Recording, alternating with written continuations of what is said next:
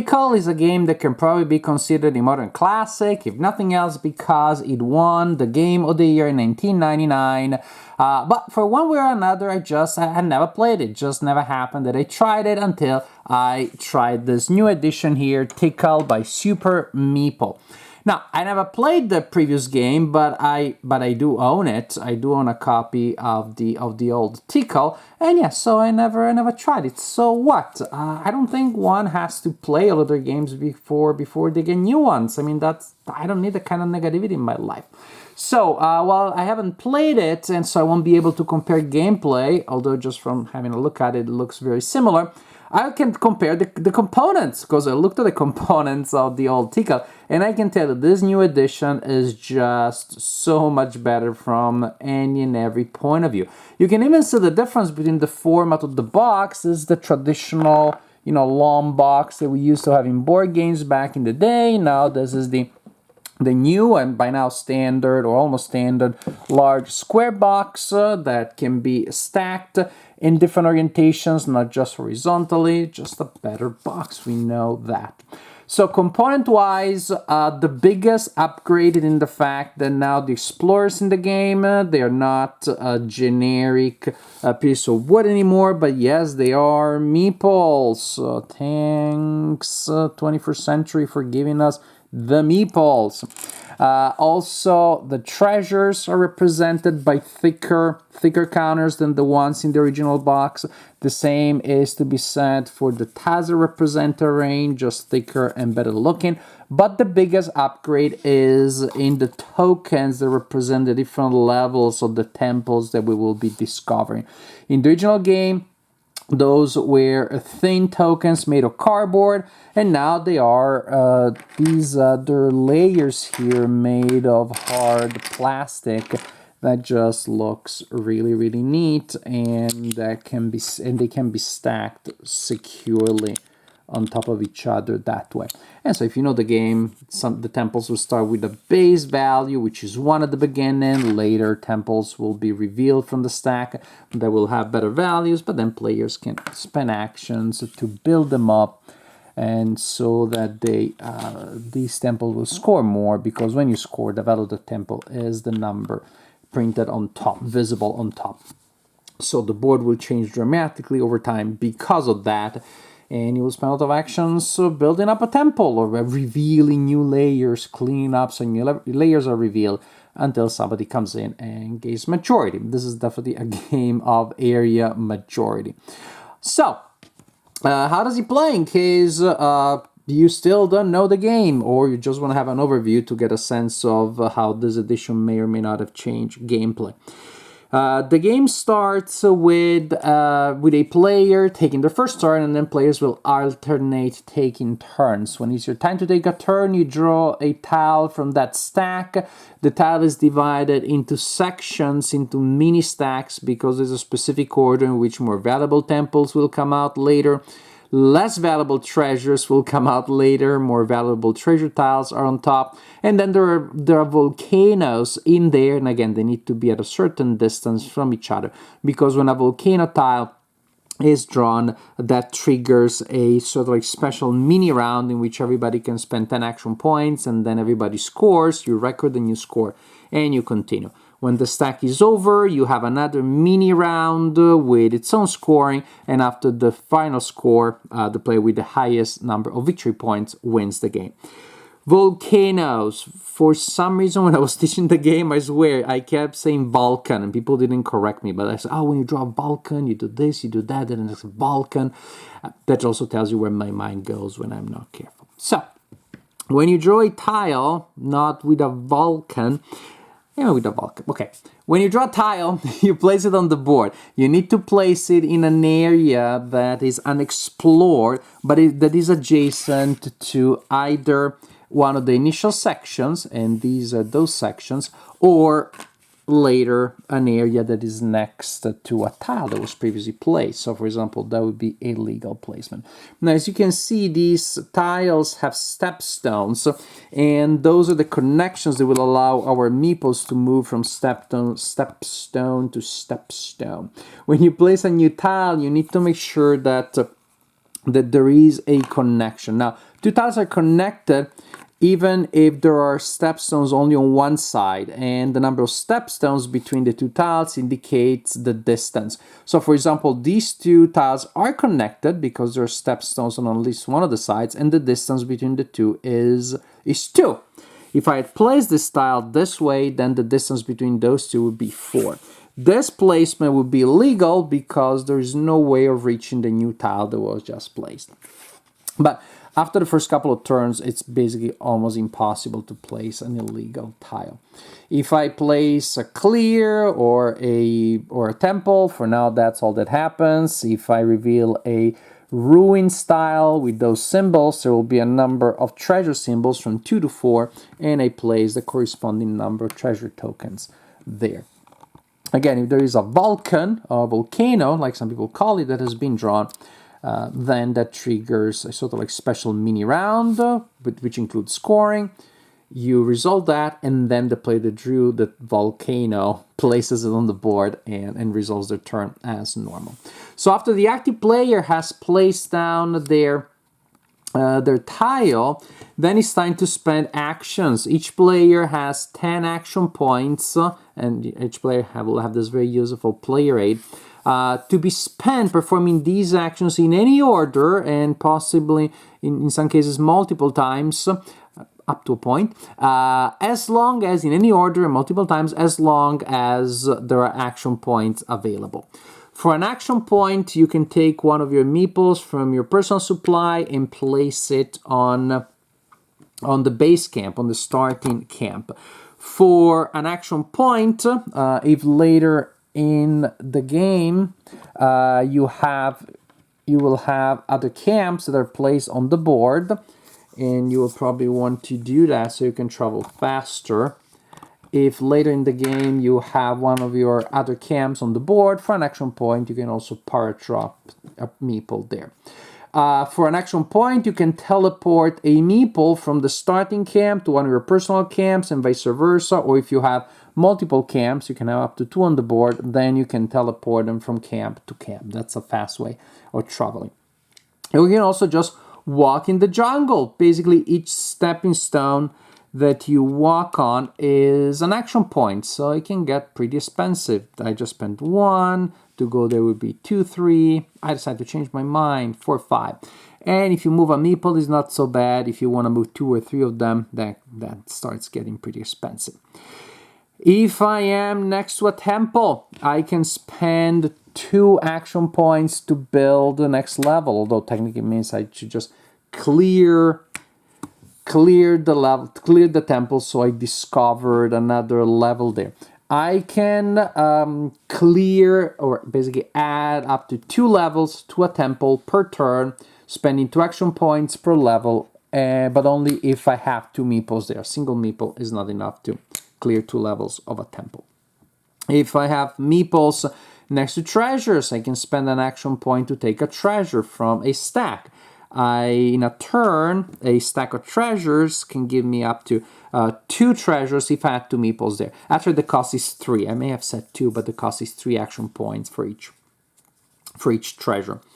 Now, these treasures represent different kinds of artifacts, and they are worth more if they are in sets as opposed to if they are individually. So if I have individual tokens and I see an opponent has a token that I want, suppose my friend Melissa has that, and I have these tokens, then I can spend 3 action points to force a trade.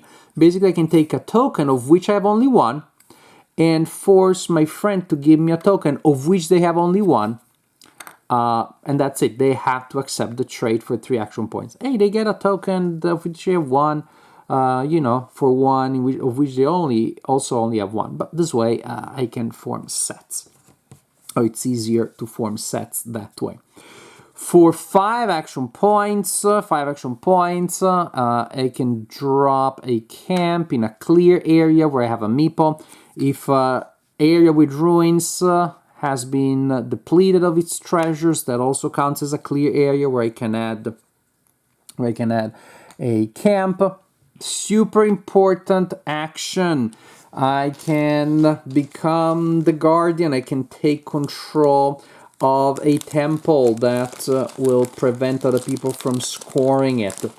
To do so, I need to have majority at the time I declare the action of taking control of a temple. Right there, that would be it good. Right there, neither player would be able to take control of that temple.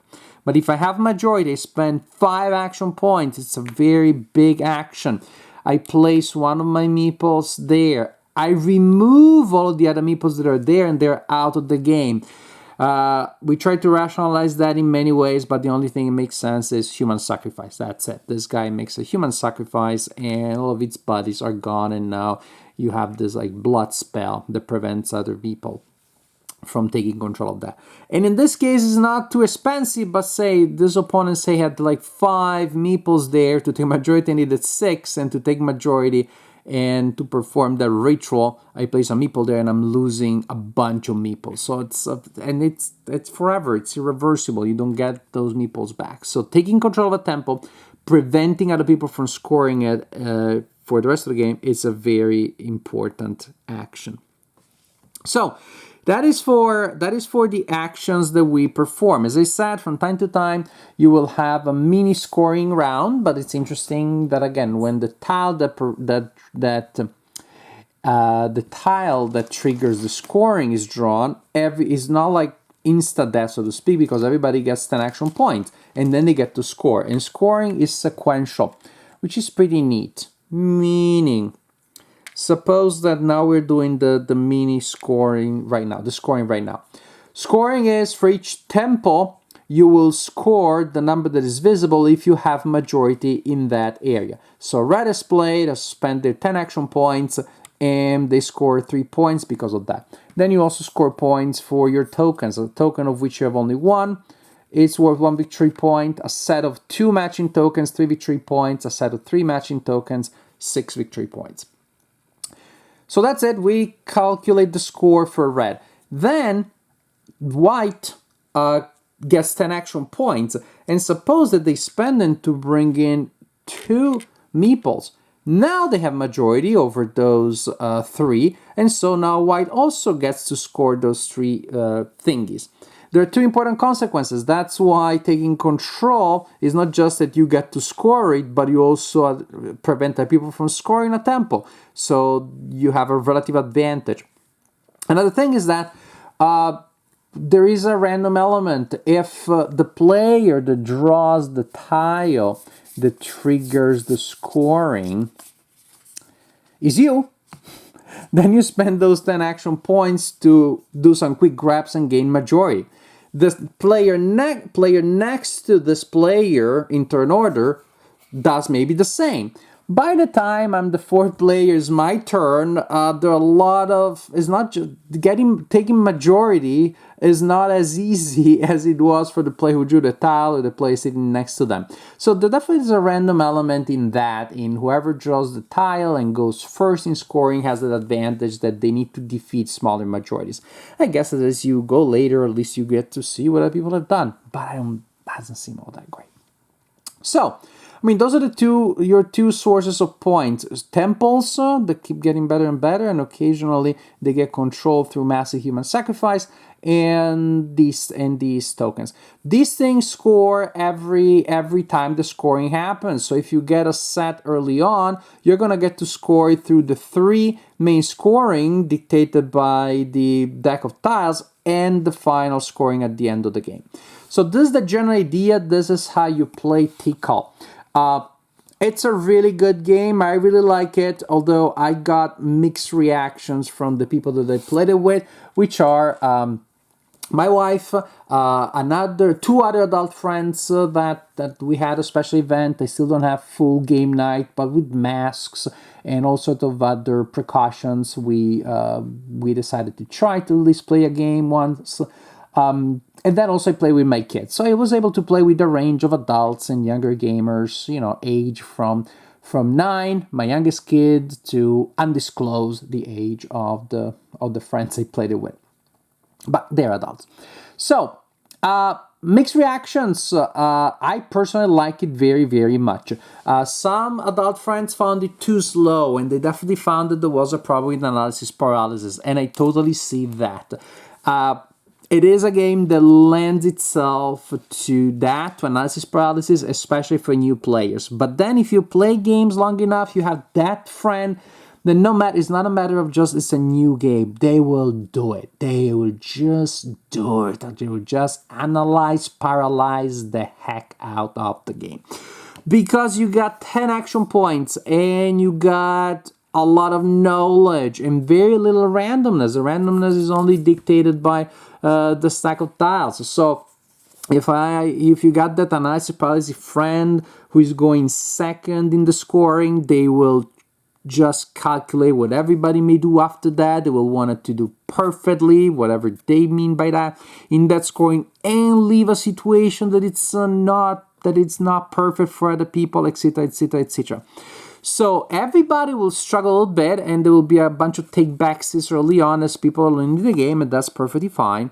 But then the game, if you play with a certain kind of person, will lend itself to that. And so I don't think this is a game that will work well with every player or in every group. And again, the mixed reaction that I got was from my wife mainly, who just said that the game was too long and most importantly, too slow for her, because people would just want to take their time to perform the best possible actions. Because again, you can, because you have so much knowledge, so much control, and scoring can be pretty tight. Getting a set early on can be super important. So really making sure that token, that guy can get there, that you perform your actions and you save enough to do that, you don't waste any action point. The game rewards good planning, and because of that, people will have the right to plan well, which again may affect the pace of the game, especially with 4 players. Of course, that's when it gets real, because I also played the game. I played the game basically with 2 players, 3 players, and 4 players. And 4 players, definitely the game is slow. I don't think it's at its best. Again, unless everybody knows the game and everybody's willing to maybe play even subpar just for the sake of keeping the game moving. I also played it 2 players only with my daughter Amelia, who is now 11. Again, you can play with young gamers, and it was a whole different experience. Well, we were scoring a lot more.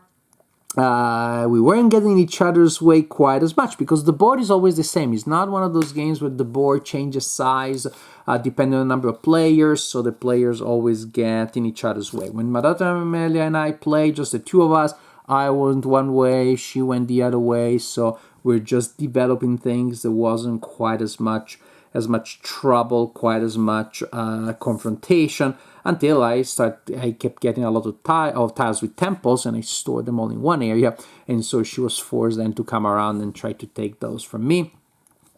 But with more players, again, sometimes it's more fun because then the majority is really important. Multiple people are going to go before you. You have to take that into account. But that's precisely, again, when the pace of the game may suffer a little bit from it. So, know your players, and just know that the more players you're going to have, the less agency you're going to have. Again, the number of tiles is not adjusted based on the number of players. So, fewer players, fewer turns that each player is gonna get, and more time that you have to wait in between turns. And again, maybe in that element, that shows what a classic from 1999 was, which was this thing in 1999. That was probably stunning. That was whoa, more agency, more planning, action points instead of rolling a die and see what happens. You can see how that was really innovative at the time, but also you see how now we have things such as, pacing the game and changing the side of the board and changing the number of turns based on the number of players. So, it is still an excellent game. I think I had a great time, even in games that were deemed too slow by my wife. I still was engaged. I still enjoyed it. It's a solid game with great strategy. I think I can really see this in 1999, how this must have been foundational in the establishment of the style of Eurogaming, or the style of 21st century, better games that we have been playing for the last 20 years or so. However, it hasn't become a reference, so like Catan or Carcassonne or Ticket to Ride as one of these, great gateway games. And again, I guess because 10 action points, this list of action can be a little bit overwhelming. So what we have here is a game that is simple by the standard of the 21st century, of pretty advanced game cultures we have. It's probably not the best gateway game. You still want to rely probably again on Carcassonne, Catan, or Ticket to Ride, the Lost Cities, but it is a very solid game. Maybe today falls kind of like again in between, maybe too simple now when you compare with hardcore stuff, the kind of stuff that, you know, like other publishers like TMG publish, and more advanced than a gateway game. But definitely as a mid-weight game, it is solid, it is fun. Again, the biggest caveat, careful with analysis paralysis and careful with that time, which can happen at a higher count and with certain kinds of players. Other than that, this is a solid design, one that I enjoyed playing. It has stunning components. If you already like the game from the previous edition, then it's worth taking a look at this one just because the components are so impressive. So Tikal, improved edition, Tikal Meeple or Super Meeple edition, a game that looks great and with the caveats that I described earlier, a game that is definitely enjoyable and that I personally enjoyed playing quite a bit.